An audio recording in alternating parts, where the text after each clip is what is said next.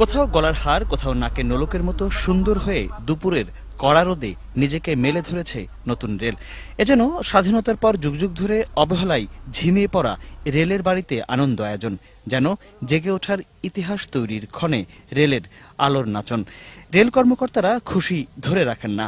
আমি গর্বিত, এটা দীর্ঘদিন যাবত এটা আমাদের ছিল না, এখন হয়েছে, এটা আমরা খুবই আনন্দ পাইতেছি। এটা 3 ঘন্টা 3.5 ঘন্টার জায়গায় এখন 2 থেকে 2.5 ঘন্টায় চট্টগ্রাম পৌঁছতে পারবে এবং মালবাহী গাড়ি 2 থেকে 2.5 ঘন্টা তার বিলম্বতা কমে যাবে। 150 বছরের ইতিহাসে ব্রিটিশরা চট্টগ্রাম পর্যন্ত যে সিঙ্গেল লাইন তৈরি করেছিল, পাকিস্তান আমল থেকে শুরু করে স্বাধীনতার পরও বঙ্গদেশে তার খুব বেশি উন্নয়ন হয়নি। ফলে লাকসাম চিনকি আস্তানার 61 কিলোমিটার নতুন ডাবল পথকে ইতিহাস বলছেন রেলমন্ত্রী। এই যে 3টি প্রকল্প আজকে আমাদের জন্য, রেলওয়ে জগতের জন্য আমাদের বিরাট এক অবদান।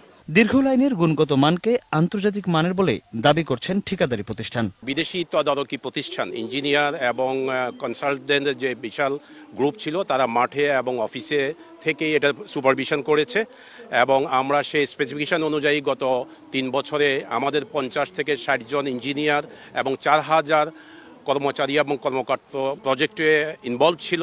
প্রকল্প পরিচালক বলছেন, ঢাকা থেকে চট্টগ্রামে আসার পথে যে পথ শেষ হতে চাইতো না, সেই পথে এবার যাত্রার সময় বাঁচবে যাত্রীর, মিলবে স্বস্তিও।